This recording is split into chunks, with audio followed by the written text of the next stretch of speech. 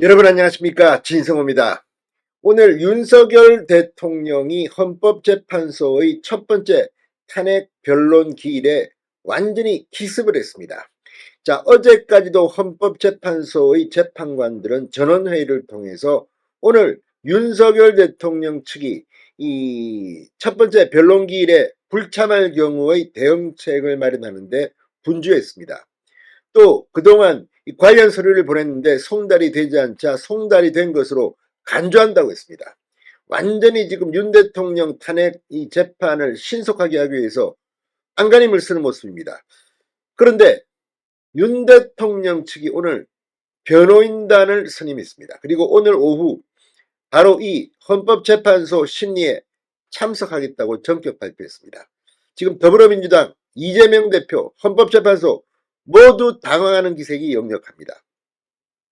자, 지금 윤 대통령이 탄핵 심판을 질질 끌 것이다, 이런 이 민주당이는 쪽 사람들의 우려, 또 헌재의 이에 대한 대응에 대해서 완전히 카운터펀치를 날렸습니다. 오히려 윤석열 대통령이 빨리 대통령직에 복귀해야 하기 때문에 직무정지 상태가 오래가는 건 좋지 않다, 우리도 빨리 끝내고 싶다, 이게 윤 대통령 측 변호인단의 말입니다.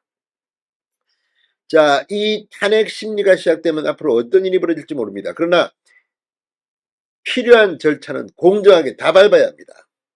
이거 뭐 국민 여론조사 하듯이 야 이거 뭐 이거 하나만 가지고도 탄핵이야, 이거 힘들 겁니다. 게다가 더 중요한 것은 지금 헌법재판소는 6인 체제라는 겁니다.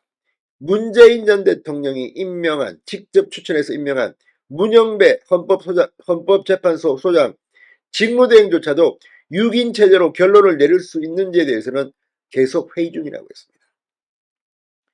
자, 여기에 이미선 재판관과 함께 두 사람, 문재인 대통령이 추천해서 임명한 두 사람의 임기는 4월 18일까지입니다. 내년. 그러면 6인 체제가 조만간 4인 체제로 바뀔 수 있습니다. 그러면 헌법재판소 마비 사태가 올 수도 있습니다. 지금 헌재는 그것까지 고려할 겁니다. 그래서 4월 18일 이전에 결정을 내려고 안간힘을 쓰고 한덕수 대통령 권한대행을 끌어내려서 어쨌거나 대통령 권한대행이 헌법재판관을 추가로 임명하라는 압박을 넣고 있습니다. 그런데 중요한 것은 헌법재판소 법에 보면 대통령만이 임명한다고 되어 있습니다. 나머지는 할 수가 없습니다. 한덕수가 탄핵되고 최상목이 탄핵되고 이주호든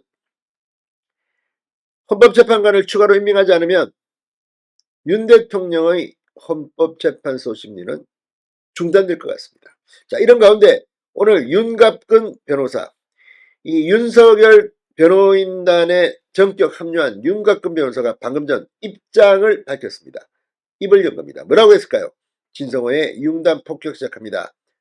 헌법재판소를 융단 폭격합니다. 자, 이 윤갑근 변호사 직접 입을 열었습니다. 앞으로 윤갑근 변호사가 윤 대통령의 입 공보 담당 대변인을 할 것으로 보입니다. 자, 이 올해 60세 19기 대검 반부패 강력부장 출신입니다. 자, 윤 전 고검장은 변론 준비 절차에 참여해 필요한 조치들을 할 것이다. 실무적 구체적인 대응 방안은 아직 밝히기 어렵다. 그런 대리변호인단 구성이 늦어졌다는 평가에 대해서 늦어진 적이 없고 할 수 있는 절차를 정상적으로 밟았다. 우리도 대통령 직무정지 기간을 단축해야 하는 상황이다. 일부러 지연할 이유가 없다. 이렇게 선을 그었습니다.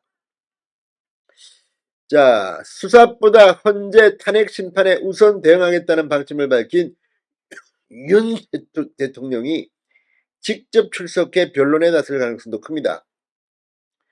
윤석열 대통령은 최근 주변에 계엄을 하게 된 전체 배경을 봐야 한다, 이런 취지의 발언을 직접 한 것으로 알려져 향후 변론에서 그대 야당의 탄핵 남발 등으로 행정과 사법의 정상적인 수행이 불가능해 대통령의 통치 행위로서 계엄을 선포했다는 주장을 펼 것으로 전해졌습니다. 지금 현재 탄핵 심판에서 윤 대통령에 맞서는 국회 측은 일찌감치 김희수 전 헌법재판소장 권한대행, 송두환 전 국가인권위원장, 이광범 전 서울고법 부장판사 등 17명으로 대리인단을 구성하고 탄핵 심판에 대비하고 있습니다. 자, 윤 대통령 측의 참여로 탄핵소추안을 가결한 국회와의 법리 다툼이 이제 본격화됩니다. 윤 대통령 탄핵 심판에 속도가 붙을 것으로 보입니다. 노무현 전 대통령 탄핵 심판은 선고까지 63일, 박근혜 전 대통령 탄핵 심판은 92일이 각각 소요했습니다.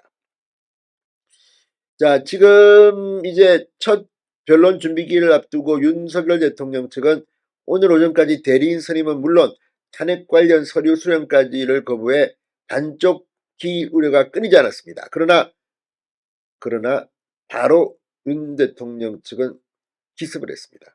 변호인단을 선임하고 정상적으로 하겠다는 겁니다.